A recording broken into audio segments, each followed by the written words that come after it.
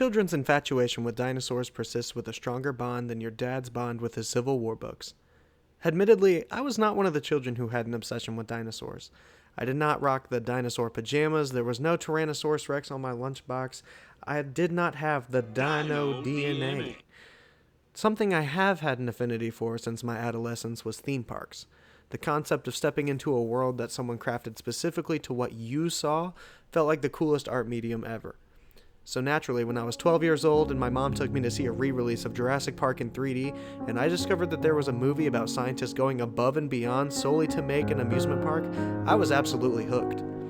From there, I had one goal: to try to get to the closest thing I could to the real Jurassic Park, the fictional theme park. This was my Hogwarts that so many kids longed for. This was my Pandora. It didn't matter that this dream completely disregarded the moral of the film. I was going to try to find every game, Minecraft map, and resource that I could to best understand the place that just blew my mind. Needless to say, I was almost drawn to tears when 12 years later, my age having doubled, I finally got to go to Islands of Adventure in Orlando, and I got to have my full circle moment in the Jurassic Park Discovery Center. Even though that land remains virtually untouched and is almost run down, a part of me wishes that it stays that way. The way that the place is laid out right now is everything I wanted from my youth and more. Speaking of rundown, it's no secret that the Jurassic Park/World franchise has become a shell of the phenomenon it once was. The sentiment has certainly grown, particularly here on YouTube, through some really well thought out videos. Although these videos are by themselves amazing, I really don't love the current zeitgeist, which typically boils down to, this franchise was bastardized the second they attempted to make anything past the first film. While it's true that the first film is the only movie in the filmography to have a unanimous thumbs up, I think the narrative that Jurassic Park stops at its films undermines the greatness of its concept. As someone who spent a long time trying to understand and immerse myself in this world, there's some truly great stuff to be found in it. I'm here today in an attempt to try to break this narrative and offer some alternative eyes on this franchise beyond its films, to show you that buried within the nooks and crannies of a few lackluster films, there's a wealth of art, lore, and history that builds the most iconic conceptual theme park of all time. Ladies and gentlemen, welcome to Put It in Park.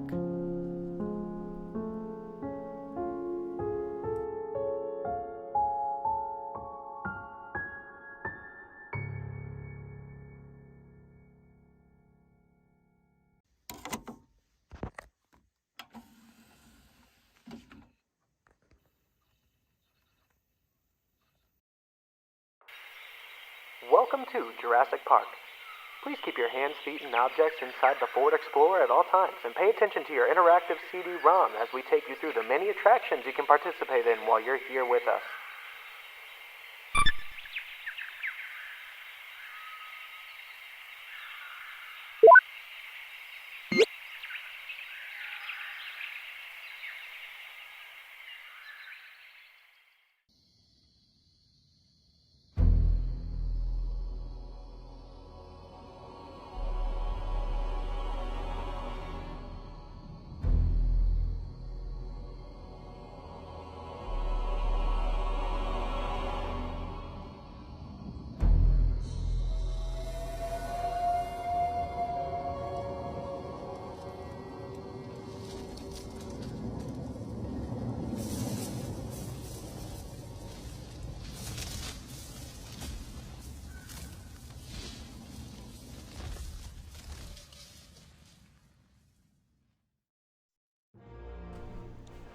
In 1981, Michael Crichton began to kick around a dinosaur story. He quickly put the story on a brief hiatus as he feared that a story would simply be an investment chase on a rapidly growing dino mania happening in US media around the time. An epiphany eventually led him to believe that humans' infatuation with dinosaurs was a worldwide, permanent infatuation. After many drafts and rewrites, the once screenplay about a student cloning a pterodactyl from a fossil evolved to a story about a theme park with dinosaurs being the main attraction. With Crichton's already established humans playing God for themed entertainment being a bad idea premise already having taken shape with his other conceptual theme park, the titular Westworld, it makes perfect sense he could use this premise for Jurassic Park. Not to mention, Crichton had also found it much more realistic of a monetary reason to bring back dinosaurs. Throughout many of his IPs, Crichton seemed to have a mistrust in scientists and was a passionate conservationist. Although I've read a small percentage of his catalog, Jurassic Park seems like his biggest vehicle to double down on the morale of scientists wielding this power like a kid who just found his dad's gun. Just shy of a decade later, Crichton began discussing the premise while working on a film with longtime associate that he had met on the Universal lot, a fellow creative by the name of Steven Spielberg. Spielberg, notoriously being a nostalgic individual with a God-given talent for childlike wonder, was instantly hooked on the idea of Jurassic Park. Despite Crichton wanting Spielberg to have this idea, his talent agency had different plans, and a massive bidding war had already sprung on the rights to a film before Crichton had even published his first book. Likely due to Crichton's experience in Hollywood as a well-established screenwriter and director, he was able to ensure that his property made it to the right hands of Spielberg and Universal Studios. While I have 100% confidence that the right decision was made here, I would love to see the alternate realities in which Richard Donner with TriStar, Tim Burton with Warner Brothers, and Joe Dante with 20th Century Fox got their cracks at a Jurassic Park adaptation. Then again, that's a world where Camp Cretaceous is possibly a Disney Plus exclusive and Blue has his own miniseries. This is not a mere gut feeling that Spielberg was the right choice, however. This was a necessity for this movie to be the icon that it is today. The closest thing I've found to an enjoyable time at a theme park in a Michael Crichton property is the first half of the film Westworld. I'm not going to delve into Westworld because I'm going to get into that at a later date, also I haven't even seen Future World yet, but from the climax of that film to the end of Jurassic Park: The Lost World, if you even want to call that a book about a theme park, nothing positive comes from the notion of having these technological advancements in themed entertainment. I pondered greatly why Crichton utilizes theme parks in his work when it seems abundantly clear that he would have been one of the people disavowing Walt Disney for reanimating Abe Lincoln. Then I saw that 9 years ago, someone had the exact same question I did, and someone had an amazing point. Crichton's writing often revolves around some small, unexpected issue that escalates into a total loss of control. For this, you need to start with a lot of control. Theme parks are a place heavily controlled, but still in public considered generally happy, so they make an ideal setting to his stories. Although sometimes I grow weary of his borderline technophobia, I genuinely had a great time with the Jurassic Park books. I actually read the first one on a drive to Universal Orlando on my way to Jurassic Park, and I loved it. The science feels a lot more grounded, especially if you know nothing of genetics like myself.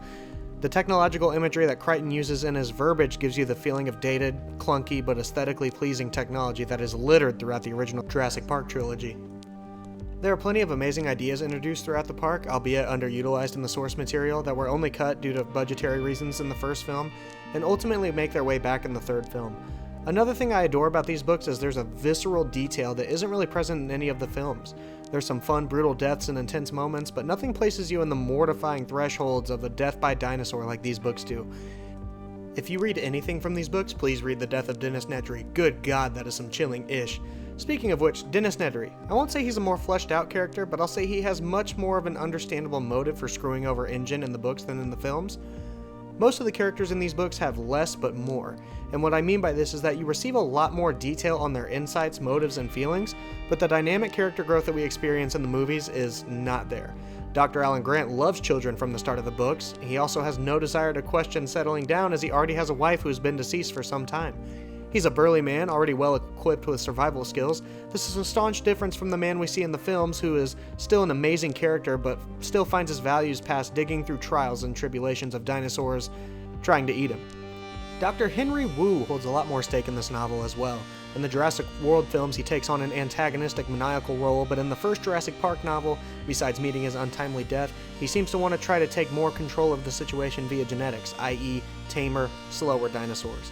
I think this is more morally questionable than what InGen had already done, as it really leans into the playing God complex. On the other hand, this clear concern about the already high-strung tension of the dinosaurs halfway into the novel could have potentially saved lives. I don't know, maybe we just shouldn't fucking breed dinosaurs. There are many differences between many of the characters, but I think I can boil it down to this. Crichton's seemingly pessimistic view leads a lot of characters to just accept who they are from the start of the book. This is a stark contrast to the perseverance that contrasts the characters of the film's humility and skepticism to the journey they've embarked on. No one exemplifies the contrast apparent in Spielberg more than the one and only John Hammond. Stephen identified with him, whether consciously or not, and he also knew and understood Walt Disney, the man, and wanted him to be a bit more like him. He is darker in the book, therefore harder to, sympathize with, and he dies a horrible death, as I recall in the book. Doesn't he fall down, break his leg, and get eaten by compies? Yes, he does. Yeah, yeah. So if I can just backtrack to the Walt Disney connection, I'd never put those two together, but it makes quite a lot of sense when you say that now. What was the kind of connective tissue between who Hammond could be and Walt for Stephen? I think that a grand vision for something that somebody hadn't seen before, and making, exploring that entrepreneurial and visionary aspect. Sure, the more, which was Disney, and Stephen. He has made grand visions for all of us for 50 years now. I think there was just a lot of personal connection. The Disney thing, we actually wanted to make overt with that, I think, very good joke. If the Pirates of the Caribbean break down, the pirates don't eat the tourists. John Hammond is not Walt Disney, but if he were anyone, he would be Walt Disney. The film depicts John Hammond as a charitable Uncle Walt character, one that doesn't seem to notice the clear dangers of his park because he's not hell-bent on corporate greed, but technical innovation. The book depicts John Hammond as the union-busting autocrat who runs off of greed and control, who isn't striving for innovation, but thinks he has innovation trapped like a ship in a bottle. While these are both things you could say about Walt, he was a human being. He was both Uncle Walt, the loving, nostalgia-blind, progression-obsessed husband, father, and grandpa, and concurrently the militant capitalist and staunch traditionalist who was less than a good employer. Both of these men need not be ignored when talking about such a very real and enigmatic human being. I'm running on this a little too long, but real quick, I think it's funny that later on in the series, long after Hammond's passing, we see him take on the Disney-coded, immortalized corporate avatar, but the last clip we have of John Hammond is him on CNN delivering a beautiful monologue to the world, a plea to let these animals be as they are, and then decades later, the new Jurassic World is implied to be a capture of a dream Hammond hadn't had in decades. John Hammond, however, he's not a human being, he's a character that serves a purpose in each entry he's in. Albeit a mere fraction of who Walt was, I personally think that the two canonical purposes he serves, Spielberg's Hammond, and in turn the overall whimsical nature this movie has to offer, work infinitely better in the long run to paint a picture of this park. I think the fact that Spielberg has a clear understanding of the themed entertainment space makes many places in his Jurassic Park a place worth desiring. The Visitor Center is a fine example of this. In the Jurassic Park book and film alike, the Visitor Center is a central hub area that really paints a picture of what the park as a whole represents. I don't know if this was intentional or not, but the Discovery Center of the books almost scratches the same aesthetic itch that the Jurassic World one does. The imagery is a lot of black, white, and glass. That is not to say it isn't pretty, however. Something worth mentioning is the robot Tyrannosaurus has a dominance over the main hub of the Discovery Center, a staunch difference from the traditional museum fossil that's in the film. I'm basically imagining the hologram dinosaurs from the Jurassic World series, but it's an animatronic instead. The book describes the Discovery Center as 2 stories high, all glass, with exposed black anodized girders and supports. The roof was white and rose over the treetops. Considered to be high-tech by Grant, who, upon seeing the roof from a distance, was surprised at how elaborate the structure was. The building is also described as being paranoid and resort-like. My guess is that it had something of a postmodern aesthetic. My mind keeps going to a mix of the island from The Incredibles to some of that dystopian 30 Rock imagery, from the best Christmas movie of all time, Bill Murray's Scrooged. This, in stark contrast to the visitor center that we receive in the film, does have some slight postmodern feel to it, but from the wood finish of the roofing to the concrete pillars that make up this icon of a building are aesthetically dino through and through. If you had someone who had no clue what Jurassic Park was and told them to make a dinosaur theme park, this is the type of imagery you would see. I could gush on and on about the visitor center, but if I did, I would have nothing to talk about later when we talk about Universal Orlando's Discovery Center. I will say, however, that the Visitor Center might lack a lot of the charm it currently has if they hadn't changed the color palette. I absolutely adore the red, green, and yellow aesthetics from the original park. This is everything from the ride vehicles to the sick-ass night vision goggles. It screams 90s in every good way possible. It reminds me of how Nickelodeon used to have a strong identity with orange and green. These bright colors fill me with nostalgia, and I will always prefer them to the Jurassic World Social Network rebrand. To Jurassic World's credit, the first film is truthfully the only one where these great colors really have any prominence, seeing as it's one of 2 films that genuinely needed a park logo and brand, because they're the only ones with parks in them. The logo of the original Jurassic Park in the novel is actually not the one featured on the cover, which, eventually would become the film's logo in and out of universe. The only bit of the logo we get is described as a little blue dinosaur logo. This is a fan-made recreation, and it feels right in place with the Mr. DNA cartoon. Wait. Holy shit, did I even mention him yet? Nowhere in the book whatsoever. He's a fun and charming addition to the IP. I would love to get a hold of more Mr. DNA merch, but I find he serves a better purpose than being a fun icon to sell merchandise, making the realistic, fictional nonsense DNA stuff make a lick of sense.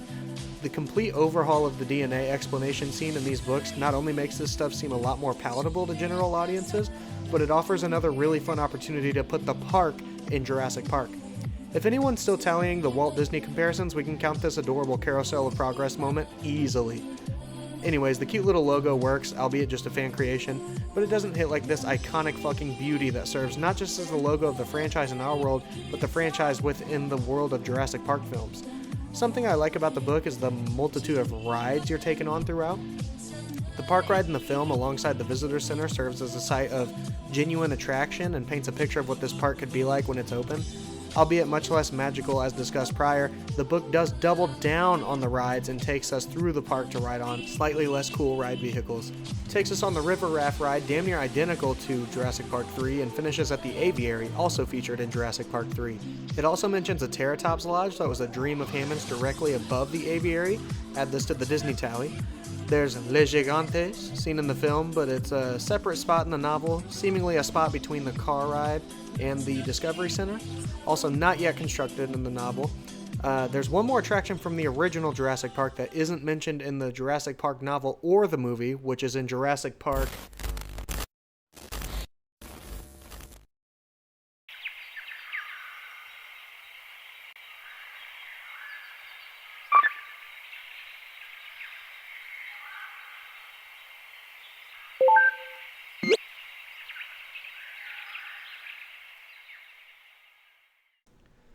As someone who's put as much research into the Jurassic Park franchise as an employed father can, to my knowledge the only canonical coaster we have in the original Jurassic Park is Bone Shaker.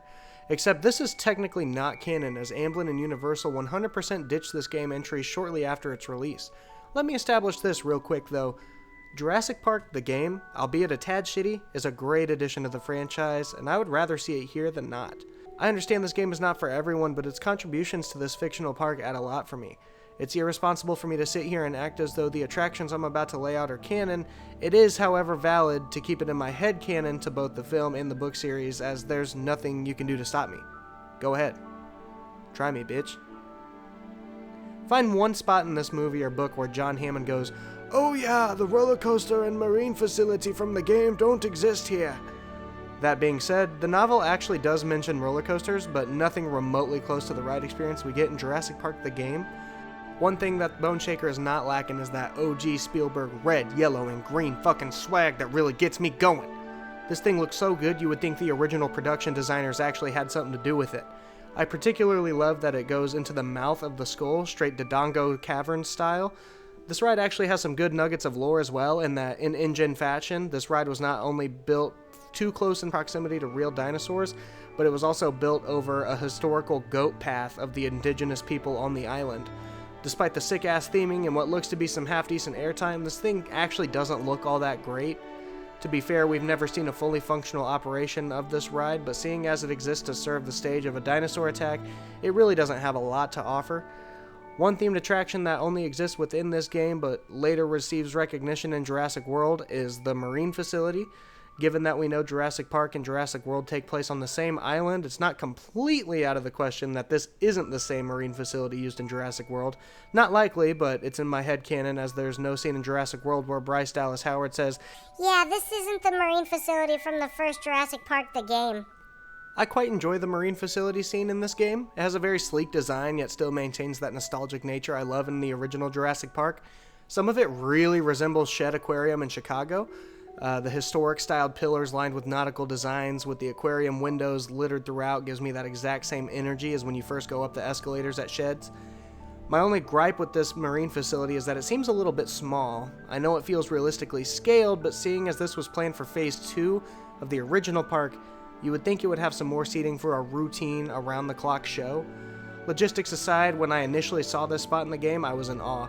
This is the exact creative liberty I would absolutely love seeing when it comes to a fictional theme park franchise. I want to see those I want to be there attractions in full force. The marine facility kind of embodies my thesis of this video yet again. I could care less about the dinosaur attacks of this franchise. Take me to an awe-striking place that I want to be. There's not too much I'd really like to talk about besides this, however. I'm not really a movie or game critic. I'm just a guy who has a love for themed and nostalgic spaces. That being said, there's decades worth of games that add surprisingly little to the topic at hand. Despite this, I would love to use these next few minutes to find every interesting thing I could find in these games in regards to the original Jurassic Park. One thing I love in LEGO Jurassic World, the Jurassic Park levels, is that you actually get to ride around in the Jurassic Park Jeeps. Any game that focuses on an IP that doesn't let me ride around in an iconic vehicle pisses me off just a little bit. I think this game is rather limited in not being able to explore Jurassic Park, but like the Telltale game, that's not really its purpose. Maybe a remake like the Skywalker Collection could serve this series really well. Full disclosure, I don't know anything about LEGO Dimensions. If it has what I'm talking about, then awesome. If not, then it doesn't really matter because I don't know anything about LEGO Dimensions. There's an amazing video by the channel Beck's Reviews in which she breaks down every single Jurassic Park game, give or take some pinball machines. I highly recommend you watch this video if you've made it into this video long enough because it's clear that you care about this topic at least a little bit. One thing I want to highlight from these cabinets isn't any one attraction, but the first Jurassic Park game that released in 1994 had an amazing exterior look to it that looks like a themed attraction that you would actually ride within the park. Also, the conceptual Jurassic Park Jeeps that are seen throughout the Jurassic Park 2015 cabinet are sick as hell. It reminds me of some of the cool conceptual mystery machines we've seen throughout Scooby-Doo over the years. Except for that, there isn't a lot to be said as far as the park itself goes. Nothing we haven't seen before in at least regards to the actual attractions planned for the guests. Speaking of planning attractions for the guests, I would be remiss if I didn't mention the multitude of Jurassic Park builder games that have been around for decades now, which are very much in a similar vein of Roller Coaster Tycoon, Planet Coaster, Planet Zoo, etc. There are plenty of great channels who break down these Jurassic builders in great detail, but I'd like to go a little more in depth on some of the ones near the next video where I talk about a lot of the Jurassic World stuff as well as some of the fan-made entries. Besides basically everything I've mentioned already minus the coasters, these games don't really add anything canonically or inventive as far as attractions go. This is why these games are considered zoo simulators before full-on theme park simulators. There does seem to be a nice hot air balloon in most of them. I don't know where these come from canonically, but I do love them. Unfortunately, there's not much else that I would like to discuss here, but it's worth mentioning that later in this series, when I talk about the fan creations of the park, many of them are fan-made maps and mods that take place in video games, so keep watching for more. Also, stick around for part 2, where I discuss the many video game entries specifically to Jurassic World the series, and also some new entries to the Jurassic Park series if we're lucky to get the new game entry soon. Truthfully, after researching more content than I've been alive to see, I thought there would have been more attractions to talk about. Unfortunately, most of these games just capitalize on the exact same thing. Aw, shit, run! A dinosaur! That's simply what makes a fun game, unfortunately. The only thing that would make a genuinely fun Jurassic Park experience is hardly digital. It exists in what the place was meant to be, and what Universal Studios does best, and that's the...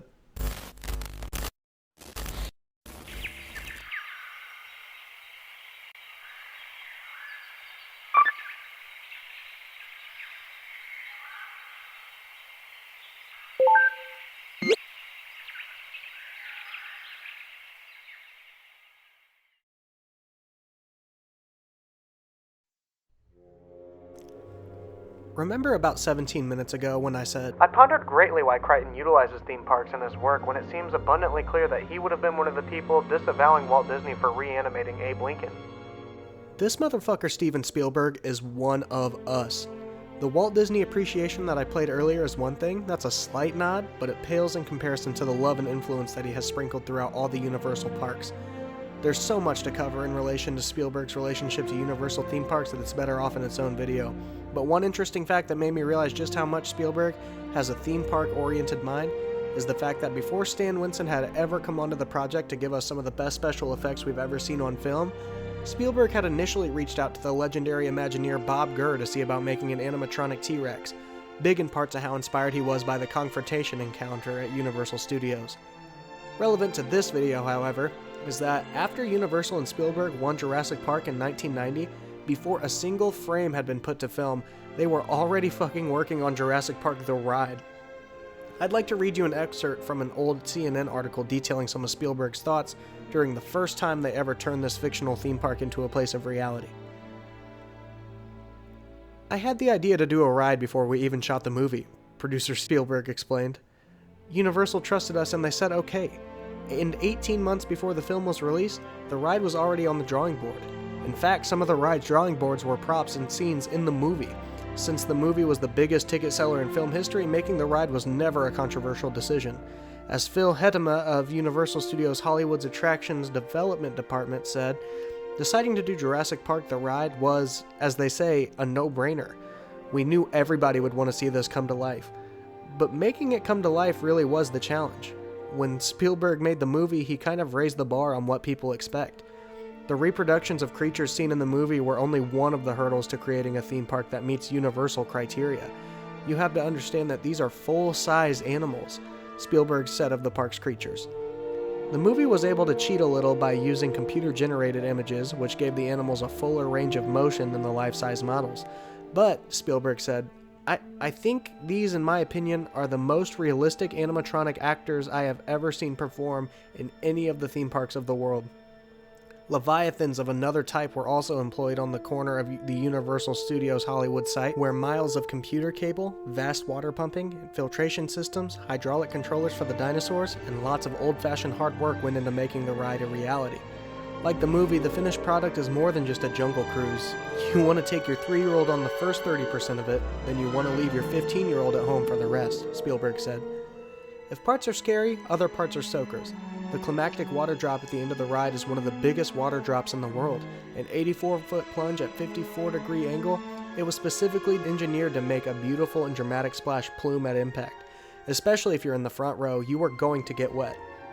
The storyline may call for things to go dramatically wrong at Jurassic Park, but in reality, things could have hardly gone more right on opening day. On June 21, 1996, Jeff Goldblum and Steven Spielberg lit the torches on the iconic King Kong-sized doors, opening the first attraction that would come off the pages of the first novel and be available to guests at Universal Studios Hollywood. This ride was an incredible feat that seemingly did the exact same thing the first film managed to accomplish: scare the hell out of you while also filling you with awe and wonder. I want to speak on this ride when I compare it to its Orlando counterpart. What is definitely worth mentioning is that this ride was a hit, and for a good reason. On March 27, 1999, soft launched my personal favorite theme park, Islands of Adventure, the at the time newest addition to Universal Orlando Resort. This park had a really interesting history, with many ideas being thrown at the wall. One that always seems to have stuck was Jurassic Park, but that definitely doesn't mean it was without some changes. The park itself actually has a strange meta-canon about what it is ontologically. When you visit Jurassic Park in Orlando, you're not visiting Jurassic Park from Isla Nublar that we're all familiar with. This is a fictional sequel park that basically has John Hammond see to his dream of making a park, having learned the mistakes of the Isla Nublar incident on Isla Adventura. This is definitely hilarious and has some sitcom-level hypocrisy and situational awareness, but it makes it super fun to be a diehard fan of the series or the parks. They were actually planning on taking this to a different level conceptually. I really want to try to conceptualize how cool this is if you think about it. Having a small, landlocked area that you have to convince millions of people that it's a fictional island. Immersion through environmental devices is one thing, but the bravery it takes to put a fictional map in the park that has no basis of where you are is actually really cool to me.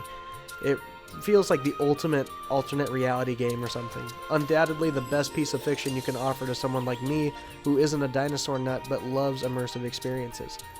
Here's a fun fact. You can actually see a fictional map of the island that shows all of the planned attractions that they had lined up for this park, and boy was there a lot they scrapped.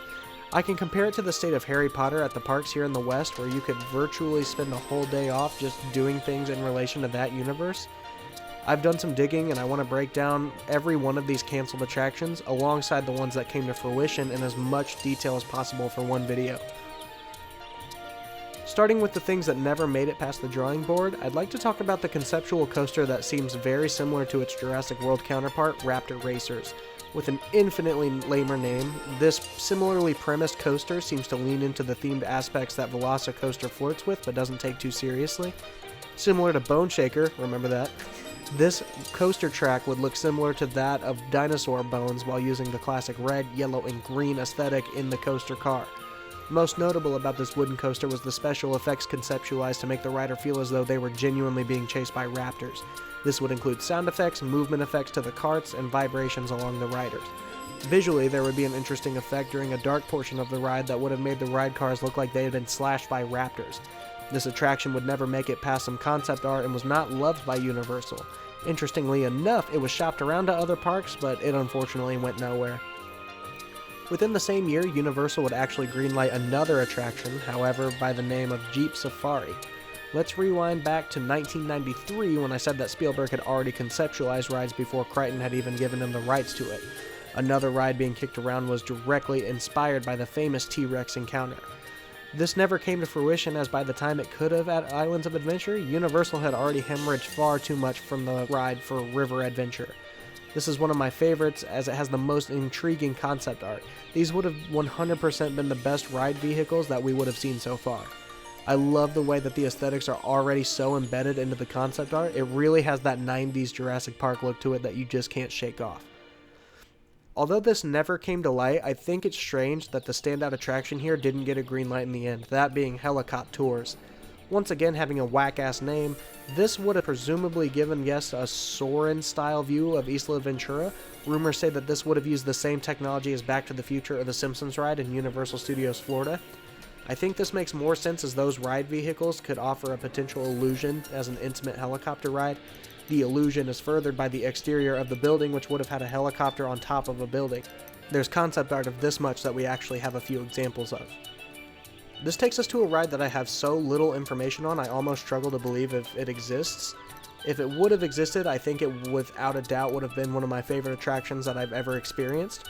That was the Amper Mine Rail, a wooden hypercoaster that would have had the theming of an old school mine. This style of coaster is a tale as old as time, especially as someone who lives smack dab in the middle of every major Midwest regional theme park. That being said, to have one at my favorite park on the planet, I can't help but think they would have had some type of planned twist or next level to the genre. Alas, we don't really know what would have been, despite it being one of the only rides to supposedly get a green light in concept by Universal themselves. The post 9/11 tourist market killed this ride and many others, unfortunately. Despite this loss, there were still many attractions that did see the light of day, and the vast majority of them are still present to this day. One that had a very long run until Velocicoaster took over the space was the Triceratops encounter. This attraction was simple but beyond charming as it attempts to recreate probably my favorite moment from the first film. I, unfortunately, never got to experience this attraction, but from the videos I've seen, it seems to have really captured what it feels like to have an encounter at a zoo. Surrounded by multiple fake scientists and groundskeepers consistently feeding you information and letting you pet babies, then you finally make it to the finale, which is this monstrous 15,000-pound senior Triceratops. Hosting her is a cast member who spouts off facts like that of a zoologist, saying that the trike is from Isla Sorna, the island from Jurassic Park: The Lost World. The Triceratops then grows agitated, forcing the encounter to end early. I truly wish I could have caught this attraction before they had gotten rid of it.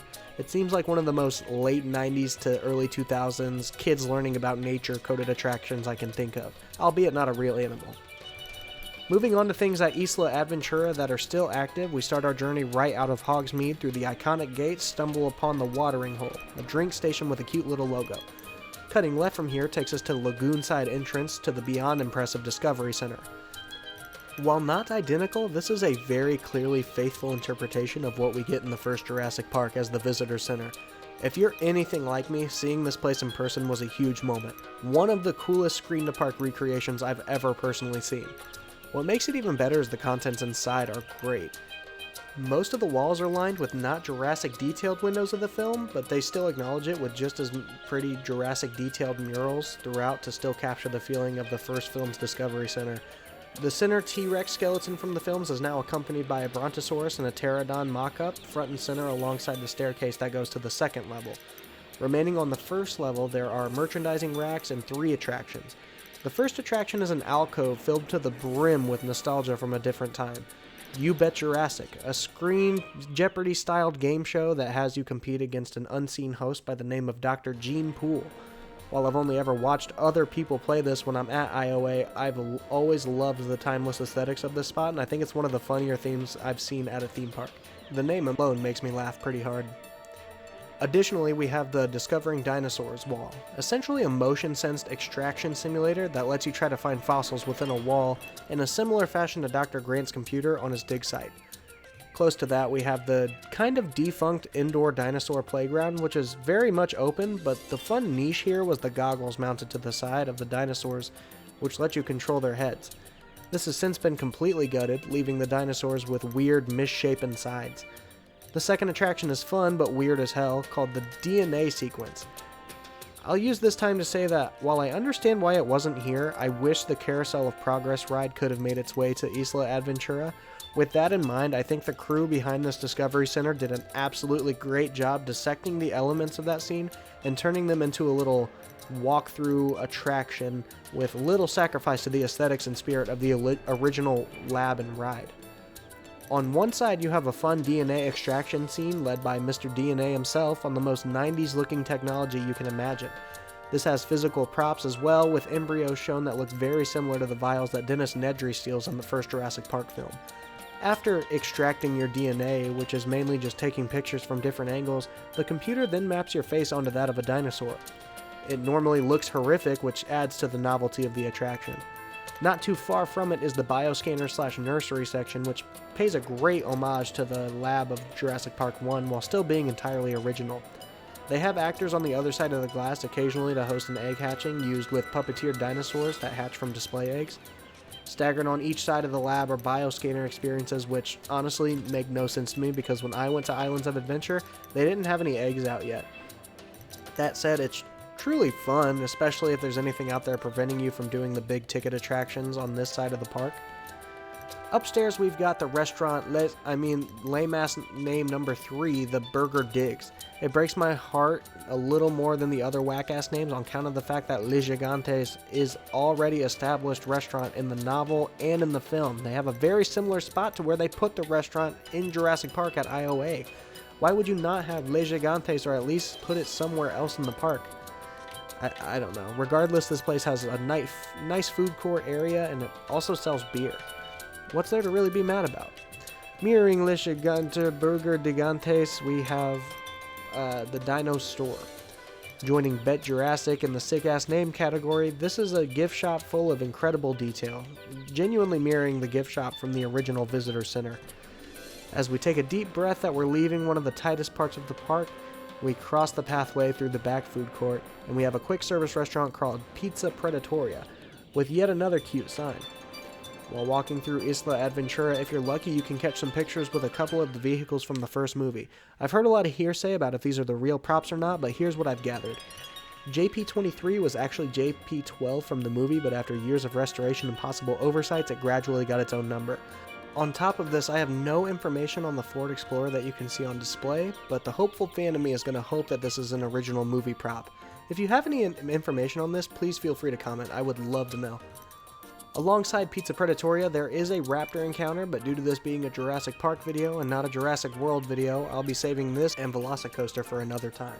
Making our way to one of the few kiddie lands at Islands of Adventure, we have Camp Jurassic, a multi-level playground that has an amazing atmosphere. Filled with the little thematic nuggets familiar to any Jurassic Park fan, it's remarkable for what it is and should not be ignored by anyone due to the age recommendations. The Amber Mine Caves make an appearance here, far from the hypercoaster once conceptualized.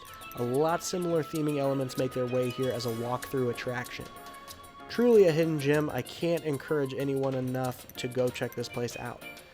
One place you may have trouble getting on, however, is the Pterodon Flyers. A beyond cute kiddie coaster that you can't even get on without a kid.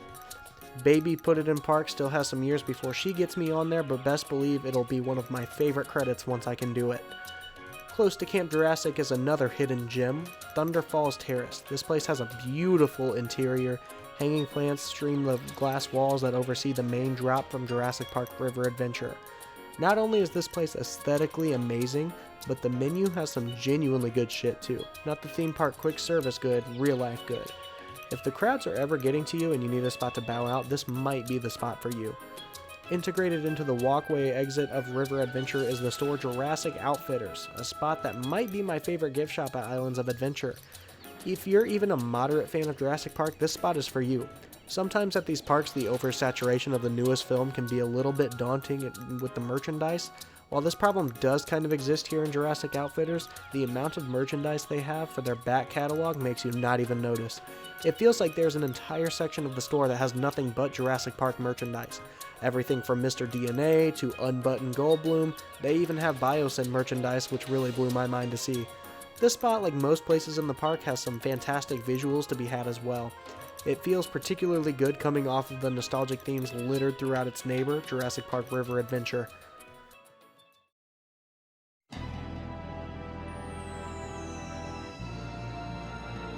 I know it's not the best ride by a long shot on paper, but this is my favorite ride at Islands of Adventure, and it's damn close to being my favorite at the whole resort.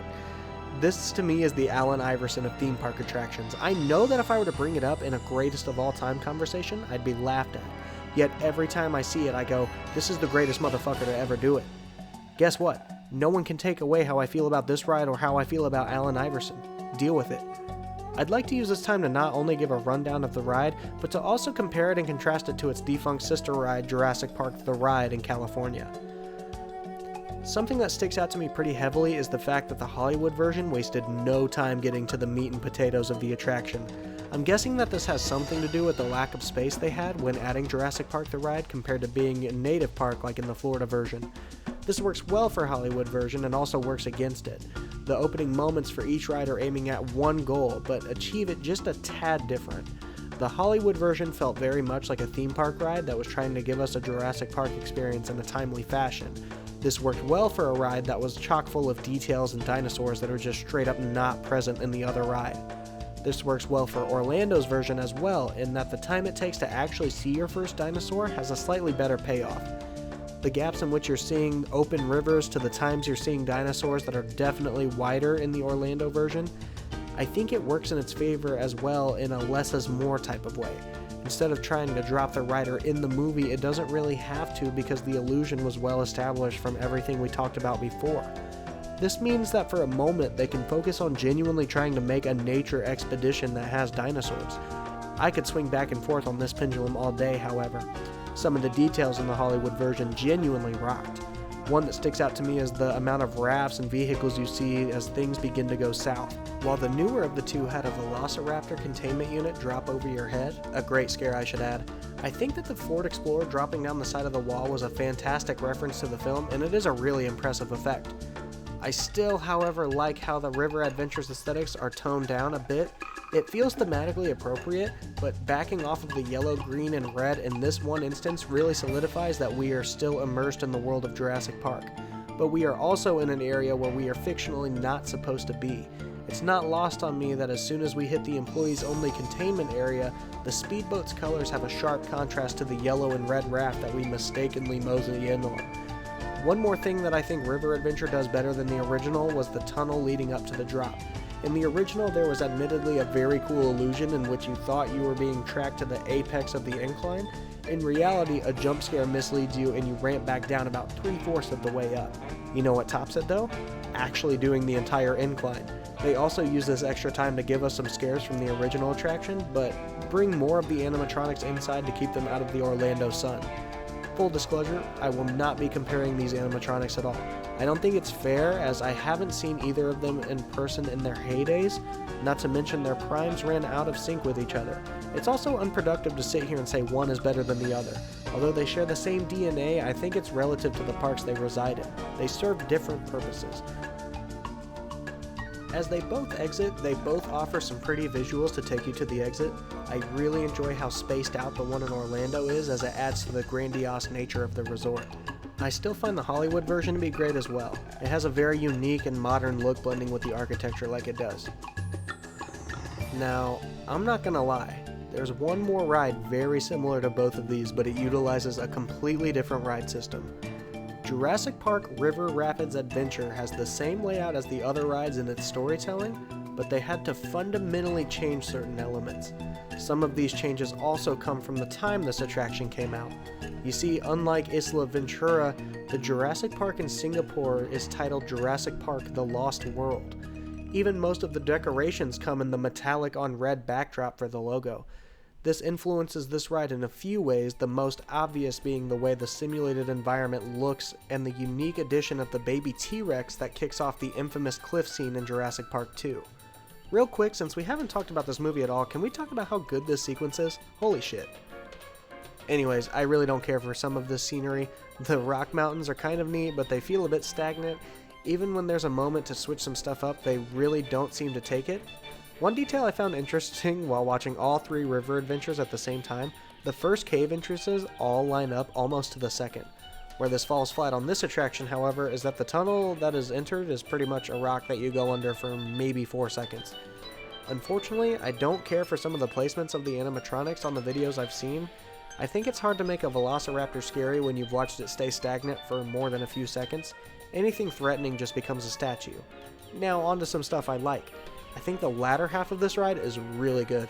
Due to the big bulky ride vehicles, having a sewer style run through feels like appropriate and kind of scarier. It adds a great alienating feeling of I'm not supposed to be here. The T-Rex staring through the sewer gate is hilarious, like genuinely, how the fuck did she get in there? How does she get out? Imagine a grown T-Rex army crawling through some pipes just to intimidate you when the big gaping entrance isn't but fucking 2 yards away. Good stuff. Other than that, I think this ride has an incredible final scare. I think it's genuinely the best scare that any of these rides has to offer. The elevator slowly forcing you to what appears to be impending doom is great. I'm also of the opinion that an animatronic is twice as scary when the fear can double not just as a scary dinosaur, but a robot that could eat you if it wanted. Not only is this ending scary, but the drop in this one hits a lot harder and more aggressively due to the log flume needing a different type of momentum that this vehicle does. While I'm on the vehicles, I think these look incredible, probably my favorite of any of the Jurassic Park river rides. You will see soon though that the Lost World in Singapore is no stranger to kick-ass ride vehicles. The last statement on this ride, there's an SNL skit that takes place entirely within the confines of this ride. It's very random to have chosen this attraction out of all of them, since NBC clearly has access to any Universal ride they want, basically. But it still felt worth mentioning, as this is the most popular coverage one of these rides got in pop culture. At least I'm guessing, I don't know, I'm like 15 years old. Staying in the Lost World for a bit, check out the Discovery Center over there. They actually just utilized the Discovery Center for a food court. While it looks pretty, I think it lacks the adventure that the Islands of Adventure has. I haven't seen this in person though, so take my word with a grain of salt. The things that are present here look incredible. Maybe it just feels kind of strange to me to not have a staircase like every other rendition I'm used to seeing. Another familiar place we've got here is the Dinosaur, which is still looking pretty sick. From what I've gathered, this seems to be the Jurassic Outfitters of this park, aka the main gift shop of the area. I also have to mention the Dinosaurin ride, which is yet another Dumbo Flyer clone, which stands out to me as this banging ass little song it plays during the ride.